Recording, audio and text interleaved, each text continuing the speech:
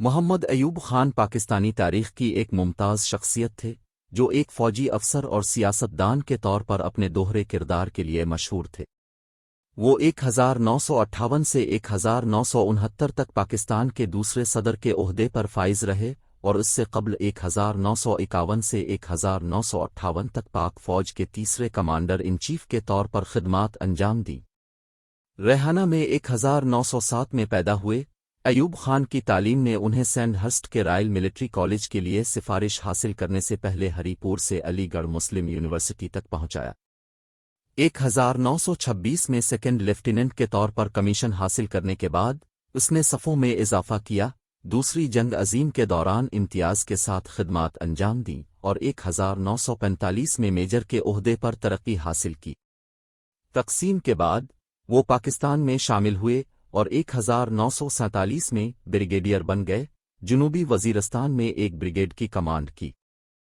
ایوب نے 1948 میں 14 و انفنٹری ڈویژن کی کمان سنبھالی اور بعد میں 1949 میں ایڈجوٹنٹ جنرل کے طور پر تعینات ہوئے۔ 1951 میں وہ جنرل افتخار خان کی المناک موت کے بعد پاکستان کے پہلے مقامی کمانڈر ان چیف بنے۔ اس سے پاکستان کی مسلح افواج میں برطانوی فوجی اثر و رسوخ کا خاتمہ ہوا۔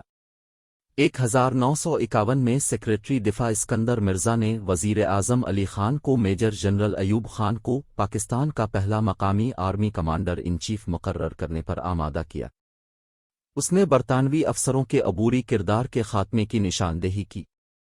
ایوب خان نے بعد میں وائس ایڈمرل MS 1953 میں بحریہ کے پہلے مقامی کمانڈر ان چیف کے طور پر چودھری کی تقرری۔ کمانڈر ان چیف کے طور پر اپنے پہلے غیر ملکی دورے کے دوران ایوب نے 1953 میں ترکی کا دورہ کیا، پھر ہندوستان کی مخالفت کے باوجود فوجی تعلقات کو آگے بڑھانے کے لیے، لیکن کامیابی کے بغیر۔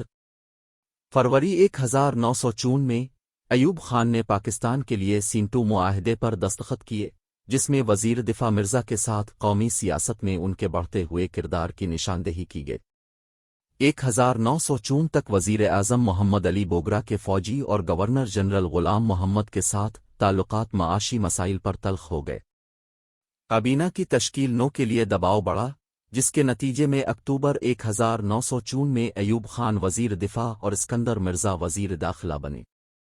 ایوب خان کی سویلین سیاست دانوں کے لیے نفرت کی وجہ سے وہ مسلح افواج کو سیاسی مداخلت سے بچانے اور مغرب کو متحد کرنے کے مقصد کے ساتھ کابینہ میں شامل ہوئے۔ پاکستان کے صوبے متنازع ون یونٹ سکیم نے مغربی صوبوں کو مغربی پاکستان میں یکجا کر دیا۔ مشرقی بنگال کی عددی لحاظ سے اعلیٰ آبادی کی مخالفت کرتے ہوئے مشرقی پاکستان کا نام تبدیل کر دیا، جبکہ پنجاب نے اسکیم کی حمایت کی۔ دوسرے صوبوں نے اس کے اقتدار کی مرکزیت پر اعتراض کیا، خاص طور پر مشرقی بنگال میں۔ 1954 کے صوبائی انتخابات کے بعد عوامی لیگ نے مشرقی پاکستان میں حکومت بنائی، جبکہ مغربی پاکستان میں 1956 میں اس کے خاتمے تک مسلم لیگ کی حکومت رہی۔ 1957 میں صدر مرزا نے ایوب خان کو مکمل جنرل کے اہم عہدے پر ترقی دی۔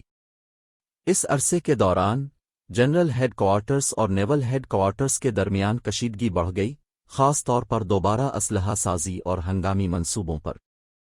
ایوب خان نے وائس ایڈمرل MS چودھری کو تنقید کا نشانہ بنایا، جس کی وجہ سے چودھری نے توسیع اور جدید کاری کے منصوبوں پر اختلافات کی وجہ سے بحریہ سے استعفیٰ دے دیا۔ صدر مرزا نے 7 اکتوبر 1958 کو بغاوت کا اعلان کرتے ہوئے آئین کو تحلیل کر دیا اور جنرل ایوب کو چیف مارشل لا ایڈمنسٹریٹر مقرر کیا۔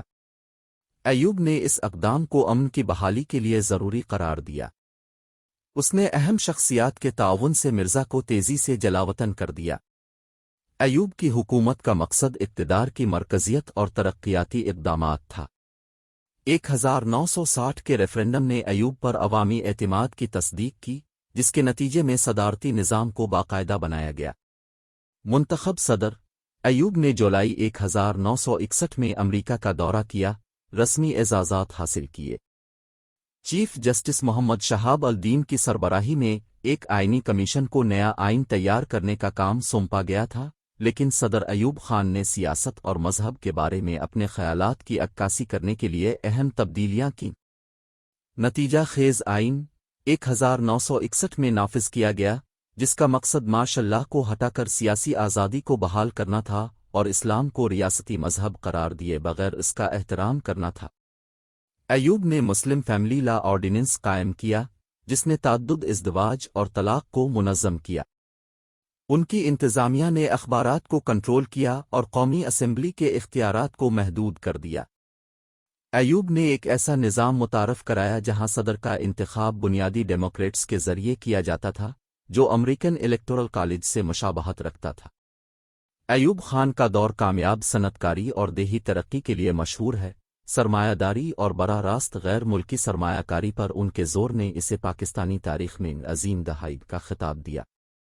उनकी क़ियादत में मंगला डैम जैसे हाइड्रो इलेक्ट्रिक डैमों समेत अहम बुनियादी ढांचे के मंसूबे मुकम्मल हुए, जिसने 1960 से 1966 तक 6.8% सालाना GDP की शरह नमू में नुमायां किरदार अदा किया। उन्होंने न्यूक्लियर पावर प्लांट्स की मंसूबाबंदी की मंजूरी दी। कराची में एक मंसूबे की मंजूरी दी गई।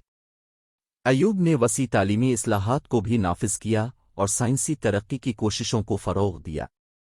ताहम ये कामयाबियां 1965 के बाद माशी ज़वाल की ज़द में आ गईं, जब मईशत उसके काबू से बाहर हो गई। अयूब ने ज़मीन की मलकियत को महदूद करने के लिए ज़री इस्लाहात मुतारफ़ करवाईं और कराची में आयल रिफाइनरी कायम की। GNP में 15% इजाफे के बावजूद फ़वाइद को गैर मसावी तौर पर तकसीम किया गया। मुल्क की सनतों, ज़मीनों और मालियाती इदारों के एक अहम हिस्से पर चंद अशराफिया ख़ानदानों का कंट्रोल है। अयूब खान के दौर में बहरिया ने आबदोज़ों और जंगी जहाज़ों के तारुफ के साथ पेश कदमी की। ताहम 1950 की दहाई में फ़ौजी फंडिंग में ज़बरदस्त कमी देखी गई और जौहरी हथियारों को 1960 की दहाई में महरूम कर दिया गया। बड़ी खरीदारियों का इन्हिसार रियासत हाय मुत्तहिदा के अतियात पर था। फ़ौज ने रिवायती दिफा पर तवज्जो मरकूज़ की।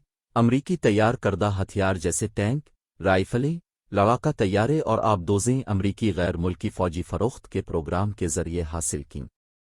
सदर अयूब ने 1961 में सपारको सिविलियन खलाई एजेंसी के तहत आवाज़ देने वाले रॉकेट लॉन्च करते हुए पाकिस्तान के खलाई प्रोग्राम का आगाज़ किया। अयूब ने न्यूक्लियर पावर जनरेशन पर जोर दिया। शहरी कराची न्यूक्लियर पावर प्लांट और मुताल्लिक़ा तालीम में भारी सरमायाकारी की। उन्होंने सिविल इंतज़ामी ओहदों पर मज़ीद फ़ौजी अफसरान की तकर्रुरी करके और 1960 की दहाई के अवाइल से 1969 तक फ़ौज के हजम में निस्फ़ से ज़्यादा इजाफ़ा करके फ़ौज के असर और रसूख़ को बढ़ाया। फ़ौजी अखराजात ख़ास तौर पर 1965 की पाक भारत जंग के बाद ज़्यादा रहे। अयूब खान की ख़ारजा पॉलिसी सोवियत यूनियन के साथ ताल्लुक़ात को कम करते हुए अमरीका और यूरोप के साथ ताल्लुक़ात को मज़बूत बनाने पर मरकूज़ थी। सदर इज़नहावर की हिमायत से उसने इलाक़ाई कम्युनिज़्म के ख़िलाफ़ एक फ़ौजी इत्तेहाद बनाया। CIA ने सोवियत यूनियन की जासूसी के लिए पेशावर एयर स्टेशन से काम किया, जो अयूब को मालूम था, जो U-2 के वाक़ये के बाद भी बेखौफ रहा। जब ख़ुरूशेफ ने पेशावर पर बमबारी की धमकी दी तो अयूब ने सोवियत यूनियन के दौरे के दौरान मुआफ़ी मांगी। इसका मकसद रियासती दौरों को आसान बनाकर और अमरीकी ताल्लुक़ात को कम करके तनाव को कम करना था। अमरीकी मुखालफत के बावजूद अयूब ने चीन के साथ ताल्लुक़ात को मज़बूत करते हुए 1963 में चीन पाकिस्तान सरहदी मुआहदे पर दस्तखत किए। ताहम अयूब को चैलेंजेस का सामना करना पड़ा क्योंकि अमरीकी सदूर कैनेडी और जॉनसन ने भारत के साथ करीबी ताल्लुक़ात के हामी थे। ताल्लुक़ात मज़ीद ख़राब हुए जब जॉनसन ने 1965 की जंग के दौरान पाबंदियां आयद कीं। सोवियत यूनियन के साथ मामूल पर आना हिंदुस्तान के साथ अमन के क़याम में उनके किरदार के बाद हुआ। अयूब का मग़रिब की तरफ झुकाव सोवियत यूनियन के साथ ताल्लुक़ात को मामूल पर लाने की कोशिशों के बावजूद बरकरार रहा, जिसका इजहार 1967 में सदर जॉनसन के साथ उनकी मुलाकात में हुआ। अयूब खान की ख़ारजा पॉलिसी में अमरीका और यूरोप के साथ ताल्लुक़ात को तरजीह दी गई, जबकि सोवियत यूनियन के साथ ताल्लुक़ात को पस्त कर दिया गया।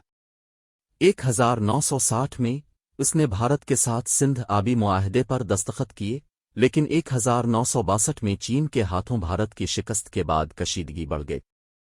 ایوب نے خفیہ طور پر 1962 میں بھارتی کشمیر میں بغاوت کو ہوا دینے کے لیے فوج بھیجی اور 1966 میں بھارت کے ساتھ جھڑپوں میں مصروف رہے۔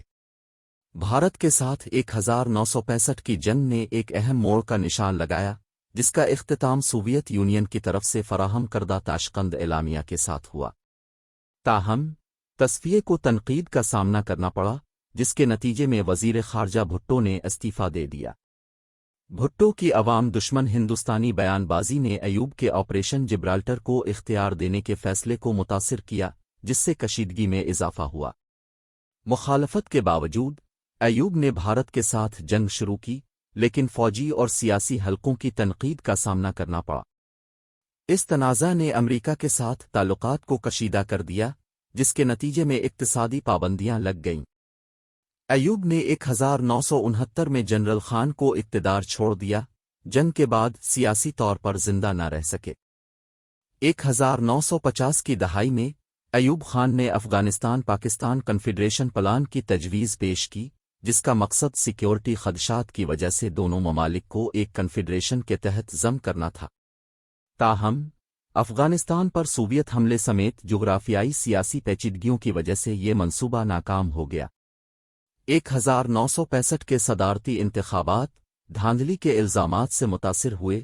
ایوب خان نے فاطمہ جناح پر فتح حاصل کرتے ہوئے اقتدار کو برقرار رکھنے کے لیے ریاستی حکام کے جوڑ توڑ کو نمایاں کیا۔ 1965 کے صدارتی انتخابات میں فاطمہ جناح کی فتح اور بھارت کے ساتھ جنگ کے نتیجے میں ایوب خان کی صدارت کو داغدار کر دیا گیا۔ وزیر خارجہ بھٹو نے تاشقند اعلامیہ پر تنقید کی، جس کے نتیجے میں ان کے استعفیٰ اور پاکستان پیپلز پارٹی (PPP) کی تشکیل ہوئی۔ بھٹو کی تنقید نے ایوب کی معاشی اور سماجی پالیسیوں کے خلاف ملک گیر مظاہروں کو جنم دیا، جس میں مشرقی پاکستان عوامی لیگ کے امتیازی الزامات کی وجہ سے اضافہ ہوا۔ بڑھتی ہوئی مخالفت کے جواب میں، ایوب خان نے اپوزیشن جماعتوں کے ساتھ مذاکرات کا آغاز کیا، لیکن حکومت مخالف مظاہروں کے دوران استعفیٰ کے بڑے مطالبات کا سامنا کرنا پڑا۔ وہ قاتلانہ حملے اور صحت کے مسائل سے بچ گئے، لیکن امن بحال کرنے میں ناکام رہے۔ اپوزیشن کے لیے فوجی حمایت بالآخر 25 مارچ 1969 کو ان کے استعفیٰ کا باعث بنی، جس سے جنرل خان کے لیے ملک کا کنٹرول سنبھالنے کی راہ ہموار ہوئی۔ ایوب خان نے 1971 میں بنگلہ دیش کی آزادی کی جنگ پر کوئی تبصرہ نہیں کیا۔ وہ 19 اپریل 1974 کو اسلام آباد کے قریب اپنے ولا میں دل کا دورہ پڑنے سے انتقال کر گئے۔